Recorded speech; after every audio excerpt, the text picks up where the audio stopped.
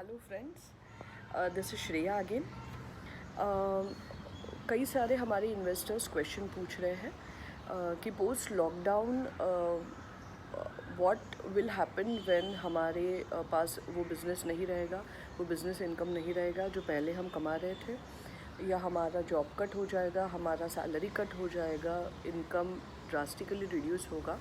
तो ऐसी क्या चीज़ है जो आज हम कर सकते हैं? Number one, obviously you have to reduce your expense. आपको जो नीड्स और वांट्स में डिफरेंस है वो ध्यान रख के आपको आज आपका एक्सपेंस कम करना चालू करना पड़ेगा। Number second, you can do the debt restructuring. ये बहुत ज़्यादा इम्पॉर्टेंट है आपके फाइनेंशियल हेल्थ के लिए। डेट रिस्ट्रक्चरिंग मतलब अगर आपके पास लोन है, आपके पास होम लोन है, you can contact your bank. आपको बैंक को आप बोलो कि हमें ईएमआई रिड्यूस करना है। ऐसा हो सकता है कि अगर आपका लोन पुराना है तो ज़्यादा रेट ऑफ इंटरेस्ट में वो चल रहा है और अभी रेट ऑफ इंटरेस्ट रिड्यूस हुए हैं, तो बैंक आपका टेन्योर कम करता है। बैंक आपका जनरली ईएमआई रिड्यूस नहीं करता है। तो वो केस में आपको फाइनेंशियल एक्सपर्ट की हेल्प लेनी पड़ेगी। और ईएमआई रिड्यूस करने के लिए क्या स्टेप्स लेने हैं वो आपको लेने पड़ेंगे। अगर आपके पास मल्टीपल लोन्स है, मतलब आपके पास होम लोन है, पर्सनल लोन है, बिजनेस लोन है, लैप है, लैस है, ऐसे मल्टीपल लोन है, तो definitely debt restructuring will help you a lot. आपका ईएमआई काफ़ी हद तक डेट रिस्ट्रक्चरिंग कम कर सकता है। उसके लिए आपको एक्सपर्ट की हेल्प लेनी पड़ेगी। डेट रिस्ट्रक्चरिंग से ये भी फ़ायदा होता है कि कई सारे लोग ऐसा सोच रहे हैं कि हम पे ही नहीं करेंगे।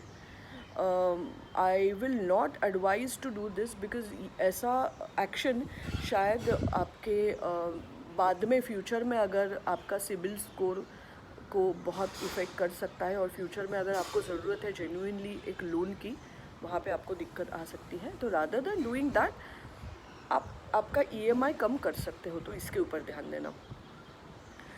ईएमआई और टैक्स, ये बहुत दो बड़े मनी ईटर्स है हमारे सैलरी के। तो उसके ऊपर अगर आपने ध्यान दिया, automatically you will have little more money in your hand. Third thing I would recommend, आप अपने इन्वेस्टमेंट को चेक करना। ऐसे कौन से इन्वेस्टमेंट्स जो डेड है और आपने लॉन्ग टर्म के लिए किए हैं उसके ऊपर ध्यान देना। Many people are stopping their SIPs. I would not at all recommend to stop your SIPs, especially अगर आपने वो बहुत लंबे गोल के लिए किया है। फॉर एग्ज़ाम्पल, आपने अगर रिटायरमेंट के लिए आपका SIP लिया है तो प्लीज़ उसको स्टॉप मत करना। Probably this is the only investment will give you the bestest return. ये बहुत खूबसूरत मार्केट है इक्विटी इन्वेस्टर्स के लिए, जिनको इक्विटी में इन्वेस्ट करना है और लॉन्ग टर्म के लिए इन्वेस्ट करना है। This is the golden chance. तो guys, please do invest in equity.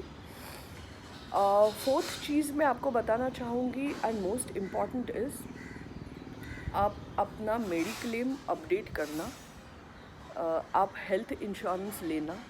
ये दो अलग अलग चीज़ें हैं। हम ये coming Sunday which is 24 May 6 o'clock we will be talking about mediclaim and health. What is the difference between mediclaim and health, और क्या लेना चाहिए, कौन सा लेना चाहिए, दो में कौन सा बेटर है या दोनों बेटर है। We will be talking all these things. Why am I saying mediclaim?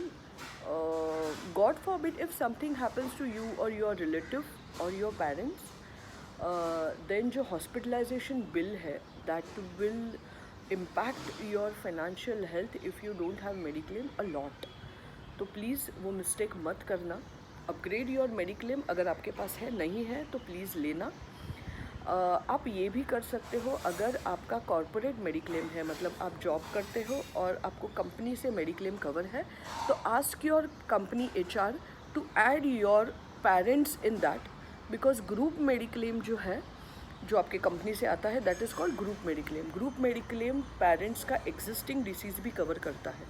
सो ये बहुत इम्पॉर्टेंट है, स्पेशली सीनियर सिटीजन्स को, तो add and upgrade your mediclaim.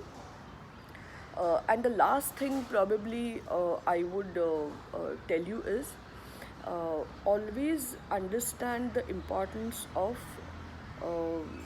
Second income, never ever depend on only one source of income in your life. You can create second income from your investment, from n number of ways available in the market. तो हमेशा backup plan B आपका ready होना चाहिए. Thank you.